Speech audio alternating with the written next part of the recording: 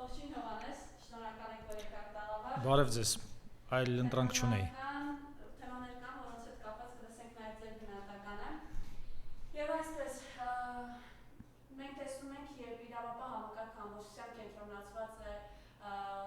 ընդդիմադիր հայացքներ ունեցող մարդկանց, բերման ենթարկելով, ահաբեկելով, կալանքի տանելով,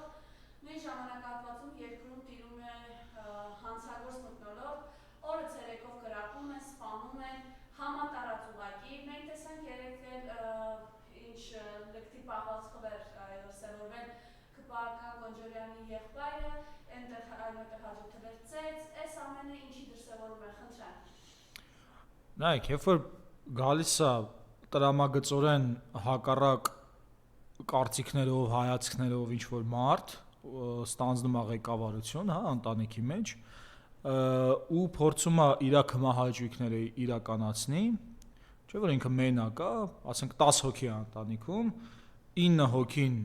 նույն կարծիքը, նույն հույզերը ունեն, այն մի հոգին, ասենք, դες բռակ է ծնվել ու բանը, ասում է, չէ, պիտի տենց չլինի, հետո խաբելով գալիս է, ասում է, հələ սպասի իրենց խաբեմ, ասում տիպը ես էլ եմ իրենց նման, հետո գամ իշխանության ու սկսեմ իմ կմահաճույքները իրականացնել։ Գալիս է իշխանության, մեկ է սկսում է իր կմահաճույքները իրականացնել ու բնականաբար դիմադրություն է առաջանում։ Այն 9 հոգին ասում են դու հոապուս չես արա, էսի չես անում։ Ասենք ինչի՞ ես մեր դարպասները տալիս հարևանին, ինչի՞ ես, ասենք, մեր ընտրական իրավունքից զրկում, ուտելիքից զրկում, աշխատանքից զրկում։ Սա ասում է չէ պիտի անեմ։ Պիտի անեմ, ու այդ չէ պիտի անեմի համար, որպեսզի այս մարդիկ չըմբոստանան, չասեն մի հատ գնա Ռադետ քաշի, մենք մեր հարցերը լուծենք, սա սկսում է բռնանալ, բանտարկել, սպանել, ունեզրկել եւ այլն եւ այլն։ Ինչա՞ թե իր կմահաճույքը, այդ հիվանդագին բռակ կմահաճույքը պետք է իրականանա, հասկանում եք։ Հիմա այն ինչ որ կատարվում է Հայաստանում, այս երևույթն է, ինքը ավելի հակված է, որպեսզի իր այդ հիվանդագին բռակ ցանկությունները իրականանան, դրա համար դրվում է անունը իրական Հայաստան, չէ՞, ինքը գիտի թե ինքն է իրական։ Ասենք այն 10 միլիոնը, չգիտեմ, մարդիկ կան ասում են, եթե թաքնվածներով հաշվեն կարող է 100 միլիոն լինի։ Ենթադրենք 100 միլիոն թող լինի, 100 միլիոնը բանը ուզածը պիտի չլինի, հենց մենակ իմ ուզածը պետք է լինի, կներես։ Ով ես դու։ Այ ես իմ ինչդեղին մամուլի խմբագիր։ Հիմա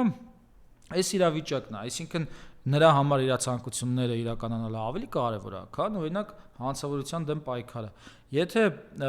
նրա ցանկությունը լիներ, որ այս 9 հոգին ընտանիքում պետքա ապրեն ապահով, անվտանգ, համերաշխ, մեկը մյուսին չկրակի, չծեծի, մեկը մյուսից չգողանա, բնականաբար ինքը այդ ցանկությունը կուղեր գործողություններ կսարքեր, հա, բայց իր ցանկությունը այդ չի, իր ցանկությունը այն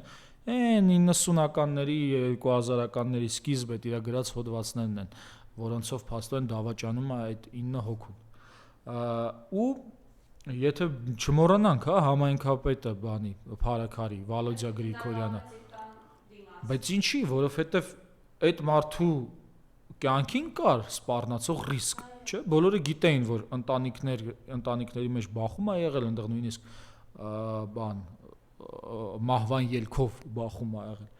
Ու փոխանակ ամբողջ այդ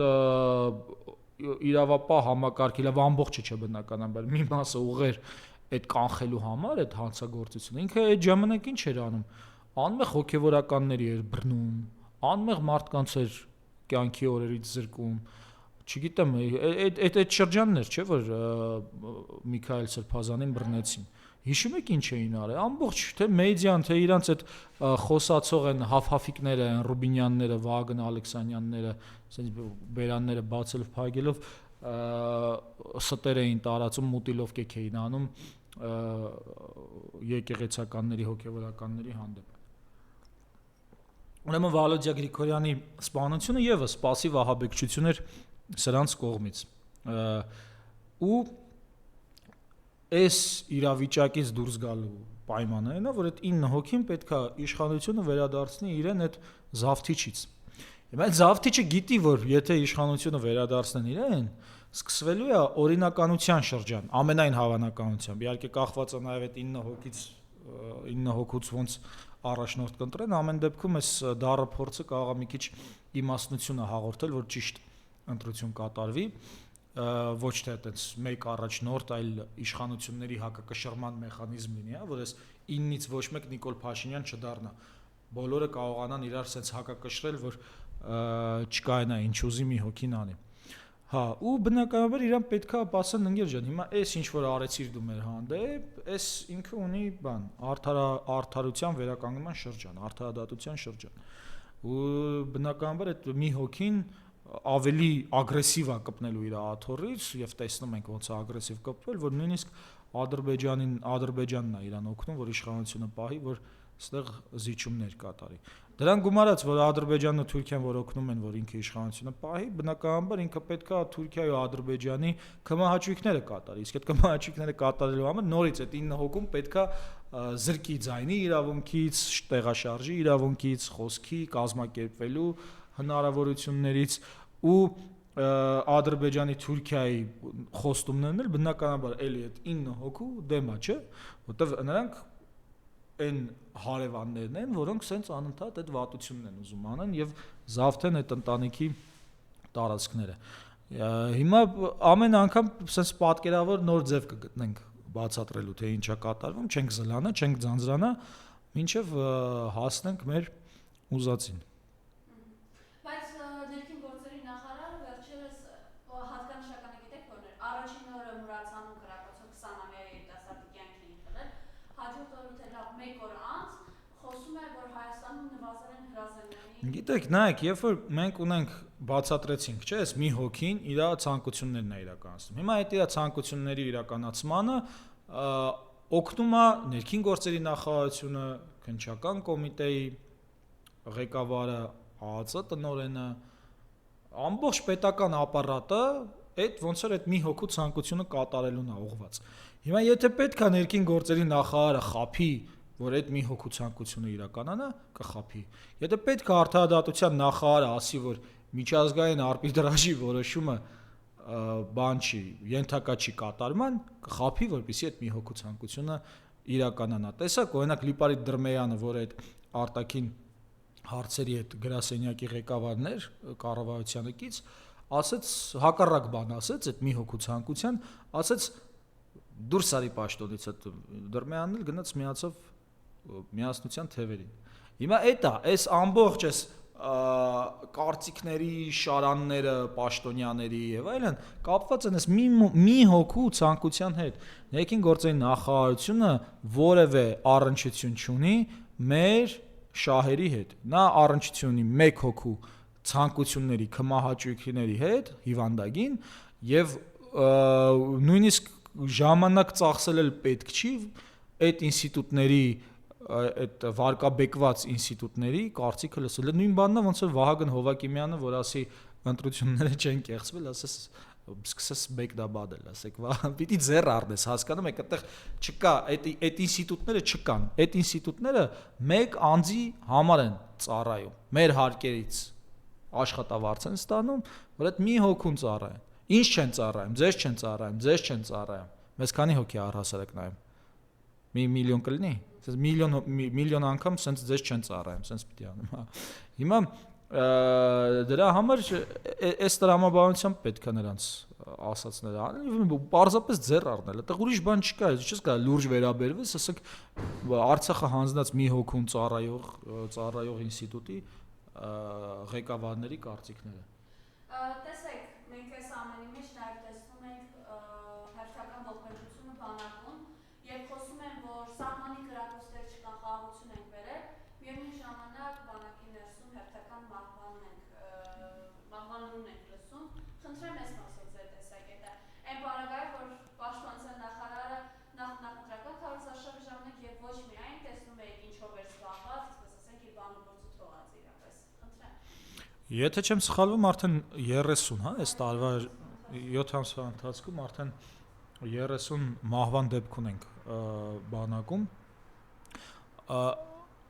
Հայաստանը խաղաղ պայմաններում չի ապրում։ Հայաստանը ապրում է տրվելիք պայմաններում։ Այսինքն, եթե այն ժամանակ կար թշնամի եւ այդ թշնամու դիմաց կանգնում էր զինվորը, որ նա չգա մեր սեփականությունը վերցնի, եւ շատ դեպքեր են եղել, երբ որ այդ զինվորը իր կյանքով է պահել մեր սեփականությունը, դա իհարկե հերոսություն է եւ ամենքս ոնց որ մեր պարտքը տվել ենք դրա համար, ճիշտ է, ես սահմանային զորամասում չեմ ծառայել, բայց օրինակ եղբայրս սահմանայինում է ծառայել Արցախում ու կարծում եմ ինքը ավելի լավ է իր պարտքը տվել, քան ես եւ բոլոր նրանք, ովքեր որ սահմանը էին պահում, շատ ավելի տենց ոգևորիչ են իրենց վարքը ծառայությունը։ Հիմա սա Տիգրանաշենը օրինակ տալիս է, հա, Տիգրանաշենը տալիս է, Տավուշի բարձունքները տվեց, այնտեղ Որոտանի շուրնուխից հատվածներ է տվել, Գորիսկապան ճանապարհն է տվել, դե Արցախը էլ ինչքան ասենք, Արցախն է տվել։ Հիմա այդ զինվորը իսկապես ոնց էր այդ 9 հոգին հիշում եք այդ 9 հոգին ոնց էր իրանց մեջ պայմանավորվածություն, հա, այտենց բնական, ոչ թե նստել խոսացել են, որ մենք նաև պետք է մեզ պաշտպանելու համար բոլորս մեր ներդրումը ունենանք։ Ու նախ իրենք են ունենում, հետո իրանց երեխաներն են ունենում։ Դե հիմա տենց է, մարդը ի վերջո կաթնասուն է, չէ՞, ասենք, այս երկիր մոլորակում ապրող կենդանիներից է, չմոռանանք, հա։ Հիմա դրա համար մարդն էլ գոյության կռվի մեջ է, ու բնականաբար մարդն էլ ինքը իր տեսակը սկսում է պաշտպանել։ Պատկերացնում եք, ասենք, այդպես արիուսներ լինեն, որոնք այդպես ասեն, դա բան է, եկեք խաղաղության մեջ ապրենք, թող գան մեր կանանց տարածքները եւ կորյուններին հավքեն տանեն։ Ոնց որ ասենք Նիկոլ Փաշինյանը Սպիտակ առյուծին տարավ բան արեց, հա, 300 առյուծ կա ընդամենը այդ սպիտակներից, մեկին փաստորեն սրանք սպանեցին։ Զայքես բան։ Մի խոսքով, հիմա այդ բանակում իմ տարիներում էլ ու ցավոք սրտի կա այդ խնդիրը, որ երիտասարդներ են ու իրար հետ հարաբերությունների ընթացքում նաև դե զենք ունեն, բան են, այդպես ելքեր են տեղի ունենում, հա, բայց ինչի՞ց է դա, դա կրկին, ասենք, քրեական ենթամշակույթի հետ կապված ինչ որ օրենք են, չէ՞, մտցրել սրանք, որ բան անեն, սահմանափակ են քրեական ենթամշակույթը։ Բայց փաստորեն այդ օրենքի միջոցով էլ չեն կարողանում իրանք այս խնդիրները լուծել։ Այսինքն ոչ միայն դավաճան են, հիշում եք, դες բան կար, խոսակցություն կար, սրանք դավաճան են, թե ապիկար են։ Ոչ միայն դավաճան են, այլ նաև ապիկար են, հասկանում եք։ Ոչ միայն զինվորի այդ առաքելությունը հանել են զինվորի վրայից, որպես ու նենց տպավորություն է, որ այդ սահմանները իրանք են հանձնում, բայց զինվորներին են չէ նահանջ տալիս։ Ու ոնց որ պրոյեկտվում է իրանց այդ տարածը զինվորների վրա, որոնք ընդհանրապես մեղք չունեն, բայց սրանք դիտավորյալ ոնց որ պրոյեկտ են, հետո էլ բան են, գեներալի կոչում են տալիս նրանց, ովքեր այդ նահանջը կազմակերպել են։ Հիմա հերիք չի առաքելությունը հանել են այդ զինվորներից իրենց ծառայության իմաստը, հասկանում եք, ոնց որ լրագրողին ասես հարցազրույց այլևս չվերցնես, նույնը զինվորն է, ասում ես դե այլևս պետք չի հայրենիք պաշտպանել, հա։ Ինչ է այսօրվա զինվորը, ինչի համար են այդ տղաները գնում ծառայում ու ասենց մահվան ելքով արդյունքներ են լինում, ինչի համար, եթե նրանք հայրենիքին չեն ծառայում, այսինքն մեր պաշտպանությունը մեկս մյուսով էլի ոնց որ իրար փոխանցելով այդ պաշտպանությունը իրականացնում ենք։ Ու հենց կարելի է չմոռանանք նաև այն բանի դեպք են 15 զինվորը որ կացարանում վարվեցին։ Գիտեք, այստեղ մի հատ ուրիշ բան կա, նայեք, կարող է, ասենք գա ինչ-որ իշխանություն, որի այդ non-combat death են ասում, հա, դա բոլոր բանակներում, գրեթե բոլոր բանակներում կա հիմա բանը, ոչ մարտական պայմաններում մահվան դեպքերը։ Բայց այստեղ նախ հարցը այն է, որ դու պետք է մաքսիմալ զրոյացնես, ոչ թե ասենք 7 ամսվա ընթացքում 30 մահվան արդեն ելք ունես։ Մյուսը, որ ի վերջո այն բանակները, որտեղ այդ ոչ մարտական դրություններում զոհերը լինում են, այդ բանակները իմաստ ունեն։ Այդ զինվորները գոնե գիտես ինչի համար են այնտեղ զինվոր։ Մեր պարագայում անհասկանալի է, պացիֆիզմի նշանը դրել են, ինչ-որ միջոցառումներ են անում։ Հա, դե չգիտեմ, տեսել եք թե չէ։ Պացիֆիզմի նշանով բանակում միջոցառումներ են անում։ այս քաղաքից այդ զինվորների, զոհված զինվորների նկարները մաքրում են, այն Վահագն Մխոյանն է լավ գրել, այն Անահիտ Աստվածուհու քանդակի այդ նկարները շենքերից ասա չեն մաքրում, իհարկե դա էլ իր տեղը ունի, ես չեմ առաջարկում, որ պետք է դա մաքրվի, ինչ որ բայց օրինակ այդ զինվորների նկարները մաքրում են։ Դա նոնսենս է, էլի, ասենք չի կարա էլ տենց բան լինի, ասենք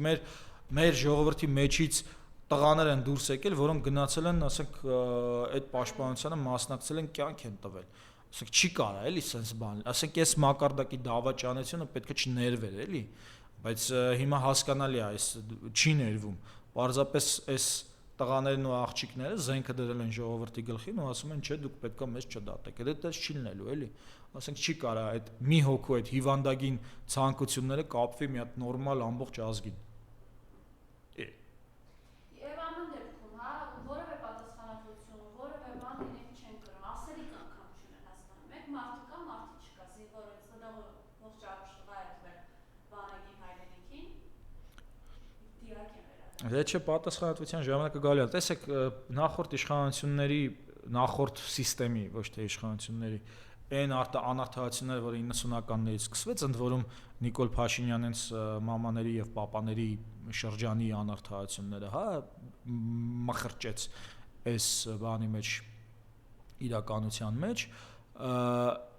այդ անարդարությունների համար որոշակի ինչ որ դիեզերական արդարություն տեղի ունեցավ, ստեղ էլ տեղի ունենալու, չկասկածեք, անիմաստ չեն կապրում, էլի, նախ իրենց կյանքի ընթացքում թե իրենց կյանքից հետո միևնույնն է լինելու է, հենց որ իմիջիալս մեզնից էլ է կախված, թե երբ կլինի։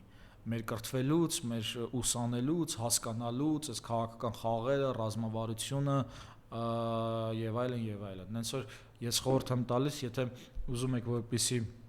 արդարությունը շուտ վերականգնվի, զբաղվեք ինքնակրթությամբ։ Այն կրթությանը նորաձևի պես չէ, որ գնում են sense բանը, ծապիկներ են տալիս, այն մի հոգու քմահաճույքների համար։ Լուրջ զբաղվեք ինքնակրթությամբ, ռազմավարական գրքեր կարդացեք, աշխարհաքաղաքական, գեղարվեստական գրականությունն էլ կարելի է իհարկե կողքից, բայց երբ որ անվտանգություն լինի, նորմալ է ժամանակ գեղարվեստական գրականությանը կվերադառնանք։ Կակրաս հիմա այդ ChatGPT բան կա, չէ, ասենք այտենց ասում, կարեք sense գրեք, ասեք, այս մի հատ դավաճան է եկել, ինչ ունենք, չունենք տալիս է, ես էլ չեմ դիմանում, ինչ խորհուրդ կտաս, կարդամ այս տարիների ընթացքում, որպեսզի կարողանամ սրա հարցերը լուծեմ։ Այտենց ցանկեր կբերի, հետո կարակ բան պատվիրեք գրքերը կամ գրախանութներից առնեք, կարդաք, կիսվեք ուրիշների հետ եւ այլն։ Հայաստանում է շարունակվում են հետապնդումները, բարեբուն իմաստով Գայթի Ծառուկյանից խլում են, գողանում են ունեցվածքը, եւ ինչն է հատկանշական, որ հպարտորեն ինչպես հեծն էին խլել, հիմա էլ ԽԼԴ-ն արարացեմենտ է այս բայդրությամբ, եւ էկոնոմիկայի նախարարը նախապարտանում է գուլակաթափությամբ, հետո էլ խոսում այն մասին, որ աշխատողներին ըստեյության սպառնում, բարեխղճորեն ձեր աշխատանքը կատարեք, այլապես աշխատանքից ազատման դիմում կգրեք կամ քրեական վարչական վավեր կնախաձեռնվի։ Խնդրեմ ես մասը։ Այս պատմության մեջ իհարկե ամենաշատ տուժողը աշխատավորն է։ Այս իշխանությունն է, ինքը աշխատավորի, գյուղացու թշնամի է։ Ճիշտ է, ինքը որոշակի տենց նախաձեռնություններ է անում, ասենք դպրոցա sense գունավորում եւ այլն բանման, որ տենց պալշացնի աչքերը, բայց վերջն արդյունքում իր հողը խլում է տալիս է թշնամուն, իր աշխատանքը խլում է եւ իրան շանտաժով տանում անդրությունների է մասնակցացնում, մի խոսքով այս տղայի այդ ցանկություններ, որ ասում ենք, այդ որ ցանկություններից մեկը Արցախը գողանալն էր եւ տալ Ադրբեջանին, մյուս հիվանդ միտքը նա, որ աղքատությունը մարդկանց ուղեղում է։ Այսինքն ոչ թե պետությունը պետքա զբաղվի մարդկանց սոցիալական ապահովության հարցերով, հա, որտեվ շատ դեպքերում այո, մարդը կարող է ինքը այդպես հմտություններ չունի, որ բանը կարողանա այդ ինչ որ ժամանակաշրջանում իր կյանքի ապահով լինել կամ ասենք աղետ է եղել, ենթադրենք Գյումրու երկրաշարժն է եղել Սպիտակի ու ասենք հայտնվել են ինչ որ իրավիճակի մեջ, որտեղ պետությունը պետք է օգնի, հասկանում եք, այդ դուրս գալու այդ ճգնաժամից մարդու, բայց չի ամենա պետությունը, չէ։ Սրանց համար պետությունը ոչ մի բանի համար, մենակ իրենք բանը ուտել խմելու եւ ճամփորդելու, էշեշ դուրս տալու համար է, մեկ էլ իրենց քինախնդրությամբ մարդկանց վատություն անելու համար է։ Հիմա այս բոլոր դիմադրության ուժերը ինչ որ բան սոցիալական ապահովության հետ կապված խոստանում էին։ Մեկը ասում էր, եթե 6 ամիս աշխատանքդ կորցրելս նպաստ կտանք, մեկը ասում էր ծայրահեղ աղքատներին 150,000 դրամ կտանք, մեկը ասում էր կրթությունը անվճար կլինի։ Մի խոսքով ինչ որ սոցիալական ապահովության երաշխիքներ էին բերում, որտեղ մարդը պետքա ավելի տենց լավ զգա իրան այս պետությունում ապրելուց հետո երեխաներ ունենալ, ի վերջո դրա հետ էլ է չէ կապված, ասենք սոցիալական ապահովության հետ է կապված քո դեմոգրաֆիայի զարգացումը երևի։ Հիմա այս պայմաններում սա հակառակ դատում, սա բռնում է մարդկանց ավելի աղքատացնում։ Ախր սրա համար ոչ թե աղքատությունը մարդկանց գլխում է, այլ նույնիսկ եթե դու աղքատ չես, իր գլխով ինքը քեզ կաղքատացնի։ 150,000 մարդ նորմալ ապրում էին, տուն ունեին, տեղ ունեին, չգիտեմ, մեկը գյուղատնտեսությամբ էր զբաղվում, մեկը քաղաքում կարող հյուրանոց էլ ասենք թե ուներ։ Այդ սա խանձնեց Ադրբեջանին։ Սա ամեն ինչ, այդ մարդկանց ողջ ունեցվածքը դրածը մարդիկ կային, որ ասենք երկրորդ անգամ էին գաղթել 30 տարվա մեջ տուն էին դրել։ Ես մարդ եմ հանդիպել, ասում է, բանը, հենց տունը սարքեցի, վերջացրեցի, ասում է Հադրութում։ Պատերազմը սկսվեց, տեղափոխվել էլ Մարտունիում էր ապրում։ Հիմա Մարտունիից մի հատ էլ հանեց։ Երեք չի մի հատ այնտեղ հանեց, տուն տեղից։ Հիմա երկրորդ անգամ էլ հանեց 3 տարվա մեջ։ Հիմա սրանք մարդկանց թշնամիներն են, հասկանում եք, մարդկանց ապահովության թշնամիներն են։ Հիմա նույնն է Գագիկ Ծառուկյանի պայմաններում։ Գագիկ Ծառուկյանի դեմ իրենց վրեժը լուծելով տասնյակ հազարավոր մարդկանց այս իրավիճակում են հայտնվում։ Մեկը վարկ ունի, մեկը չգիտեմ հիվանդ երեխա ունի, մեկը հիվանդ մեր ունի, մեկը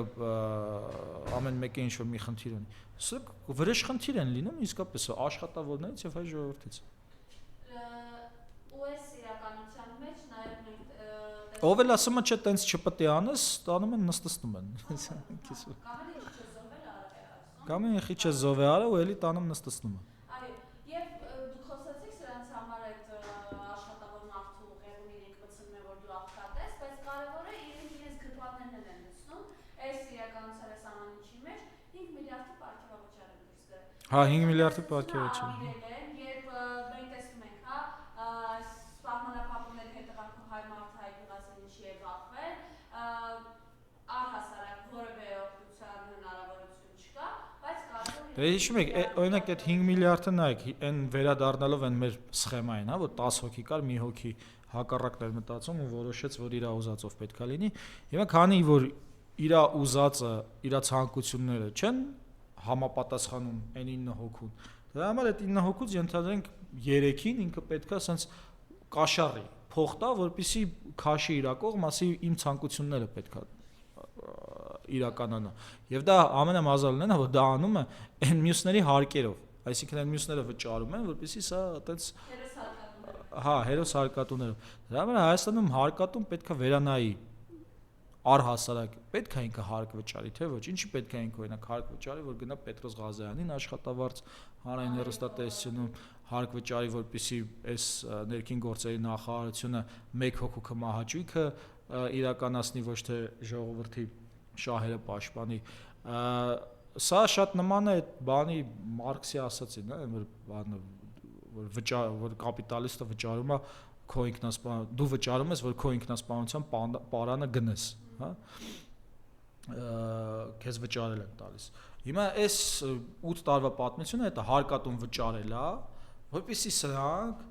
այդ հարկատուի սեփականությունը փոքրացնեն, տան ուրիշին, ընտրական իրավունքից զրկեն, հիմա զրկել են, չէ՞։ Բազմաթիվ Հայաստանի քաղաքացիների արտերկրում ապրող ընտրական իրավունքից զրկել են։ Էլ չեմ ասում արցախցիներին, որ խոչընդոտում էին քաղաքացիություն, նախ մի հատ ապօրինաբար քաղաքացիությունից զրկեցին,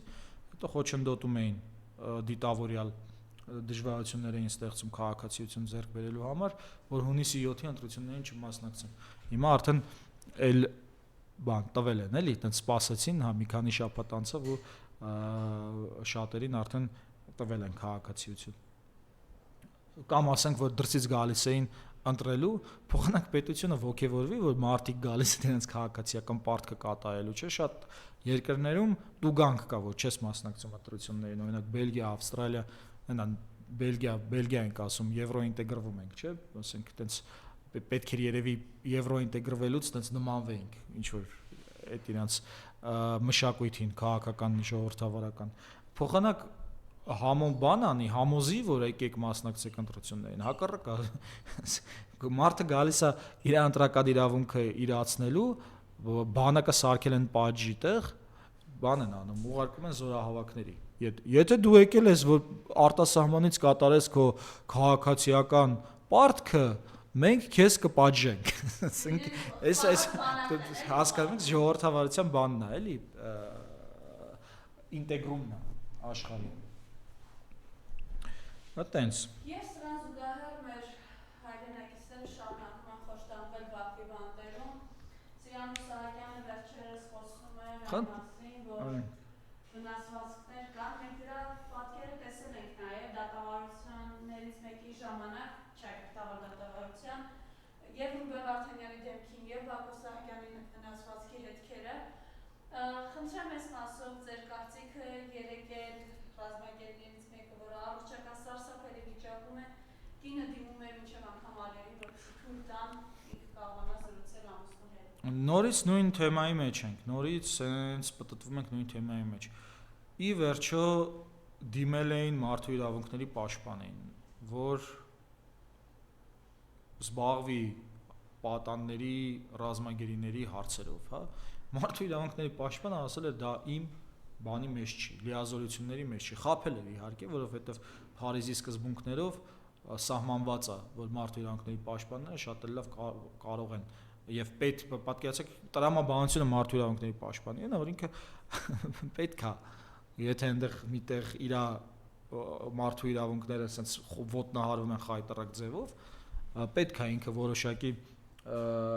նախաձեռնողականություն ստանձնի, թեկուզ ասենք հավաքի աշխարհի մարդու իրավունքների պաշտպանին բարձրաձայնի հարցը, լավ կարաս մի հատ կարաս կոնֆերանս կազմակերպես այդ անտերը, մի հատ թեկուզ ասենք մի հատ, չգիտեմ, մի հատ ասենք գնալու ԿՊԱ-ականների հետ նկարվելու փոխարեն կարաս մի հատ կլոր սեղան կազմակերպես, թեկուզ էլի, եթե սենց մի քիչ մարդու իրավունքների պաշտպան ես, բայց կրկին չմոռանանք, որ մեր մարդու իրավունքների պաշտպանը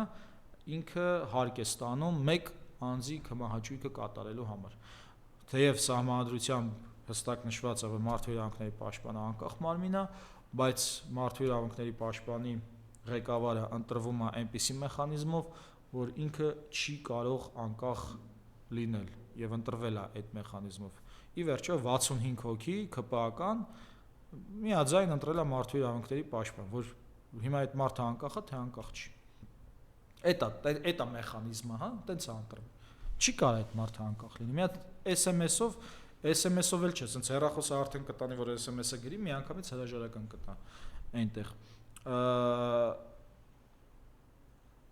Մյուս կողմից այս պատմությունը Բաքվում մեր պատանների այն ձևը, ինչպես իրենք պայքարում են այդ բանտերից, սա իհարկե շատ ոգևորիչ է եւ սա ցույց է տալիս, որ ոչ միայն Արցախի էջը փակված չի, այլ ինքը ամեն օր այդ ամեն վայրկյանը մեր պատանների այնտեղ գտնվելու շարունակում է թերթել նորանոր եւ հաճելի էջեր հայերի ինքնության համար։ Բոլորը, թե Դավիթ Մանուկյանը կլինի, թե Դավիթ Իշխանյանը, թե Ռուբեն Վարդանյանը, թե Դավիթ Բաբայանը, թե Բակո Սահակյանը, թե Լևոն Մնացականյանը, թե Արկադի Ղուկասյանը, ում անունը չտվեցի թողինձներեն, բոլորը այնպիսի վարք են դրսևորում այդ միայնակության մեջ, այնք մենակ են այս պահին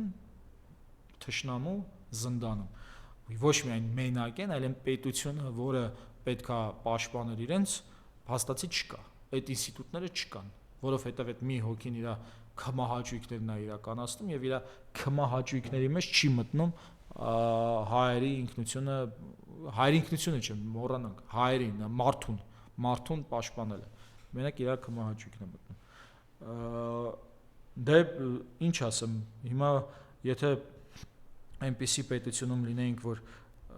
մեզ համար սա կարևոր լիներ, պատկերացրեք ամբողջ Սփյուռքով մեկ աշխարհով մեկ հիմա այս թեման է թնդալու։ Ինչ է նշանակում գերիտ, ասենք կաշին ու ոսկորն է մնացել, մենք ստեղ նայում ենք, թե ոնց են սրանք զղտկվում։ Չեք պատկերացրեք, եթե իսկապես ընտանիքի անդամը լինի ղեկավարությունը, ոչ թե դրսից ինչ-որ մեկը ներմուծված, չեք պատկերացնում ոնց է թնդալու այս թեման։ Չեր իջնել ոչ բանի Սփյուռքի փողոցներից, ոչ էլ միջազգային այս անընդհատ որ sense live են մտնում sense դեբիլի ժպիտով, դա գիտեք չէ՞ ինչի է այդեն ժպտում։ Այս վերջերս թուրք քաղտեխնոլոգները խորհուրդ են տվել, ասել են sense հորթի պես ժպտա, որ բան լինի, որպեսզի sense վստահություն ներշնչես,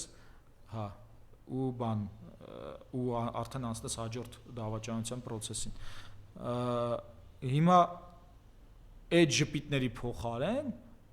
եկե ղեկավարը պետք է ամեն վարքյան զբաղվեր գերիների հարցով։ Դուք պատկերացնում եք միտեղ մի խումբ, մի համայնք, որտեղ համայնքից ինչ-որ մեկը գերության մեջ է եւ ղեկավարի ուշքն ու միտքը չլինի գերությունից այդ մարդուն ազատելը վարքյան առաջ։ Անպատկերացնելի է, թիվ 1 խնդիրը պետք է լիներ։ Չէ՞ Մարիամ։ Եվ դրա փոխարեն այո դուք ասացիք քիչ իրենց բառերը, հա, փոխեցիք լափում են, դա էլ հանրայնացնում են, եւ սա կաթողիկոսական կարամզուգայով անցկացնենք, երբ արցախցիները 9 ամիսով էին մատնված, հիշում եք, չէ՞, իրենց ճաշեփելն էին ցույց տալիս մարդուկին եւ դա էին։ Ուրեմն օգոստոսի 20-ի կողմերն էր, որ համարյա արդեն 9 ամիս էր, էլի 8 ամսից մի քիչ ավել Արցախը շրջափակման մեջ էր։ Հայաստանի ազգային ժողովի այսպես կոչված նախագահը, որը քաղաքացու վրա ավելի հայտնի է որպես քաղաքացու վրա թքող, ուղղաթիռով ինչ-որ տուրեր էր անում ու նկարվում էր sense լայն ժպիտը դեմքին, այսինքն այնտեղ մենք ունեցել էինք արդեն սովամահության դեպք Արցախում։ Հա, մենք ունեցել էինք Վերա Նարիմանյանը, որ գնացել էր ուտելիք հայթայթելու իր երեխաների համար ու վերադարձել էր մահացած էր գտել։ Մենք ունենք հիվանդությունների պատճառով, որ չէին կարողացել պատշաճ ապահովել բանը բուժօգնությունը, դրանից մահացության դեպքեր ունենք, ընդ որում մեկն էլ իմ մտերիմներից մեկի տատիկն էր։ Առողջ տատիկ, նո բան էր, կարար դեռ երևի մի 10-20 տարի էլ ապրել, բայց այդ պայմանների պատճառով փաստորեն ինքն էլ մահացավ։ Մենք ունենք այն դեպքը, որ երեխաները վերադառնում էին Գորիսից Արցախ պիտի գնային, մի քանի ամիս մնացել էին, հիշում եք, երաժշտական խումբ էր կարծեմ երեխաների ու բան էին արել, մտել էին այդ կանգնացրել էին ադրբեջանցիք ու բան էին արել, այդ երեխեքին ստրեսի էին ենթարկել, այնտեղ եթե չեմ սխալվում մեկն էլ ուշագնաց եղավ։ Այդ դեպքը ունեինք։ Ու մենք ունեինք այն հերթերի դեպքեր, այն որ բանը մարդիկ գիշերը ժամը 4-ին երեխաները մինչև ժամը 4-ը հացի հերթ էին կանգնում։ Ու այս ազգային ժողովի նախագահ Կոչեցյալը, որը կրկնում եմ հայտնի է ավելի քաղաքացու վրա թքելով, ընդ որում երկու քաղաքացու, մեկը կին էր, շատ հայտնի չդարավ այդ դեպքը, մյուսը բան էր, տղամարդ։ Ոլորել էին ձեռքը, չէ, ասել էր թիկնապահներին ոլորեք, որ իր այդ բանը ռիտուալը հա կատարի։ Այս պայմաններում Արցախի այդ պայմաններում ինքը ընդ բանը ֆոտոսեսիա է անում ուղղաթիռի հետ։ Մենք հարկ ենք տալիս փաստորեն մեր հարկերից այդ տղան էակը արածը հարկ էր ստանում մեր փող էր ստանում մեր հարկերից աշխատավարձ, որ երբ որ այնտեղ գիշերը ժամը 4-ին երեխան հացի հերթում կանգնած ինքը տենց բան անի, ֆոտոսեսիա անի, սելֆիներ անի, բանի հետ ուղղաթիռի հետ։ Այդտենց պայմաններում ենք, երբ որ մի հոգու կմահաճույքների պատճառով ողջ ազգը գերի է։ Բայց երբ պետք է գտնել այս ամեն դեպքում հուսահատությունը։ Ելք կա, եւ այդ ելքը վաղ թե ուշ լինելու է, եւ դա լինելու է ժողովրդի իշխանությունը վերադարձնելով։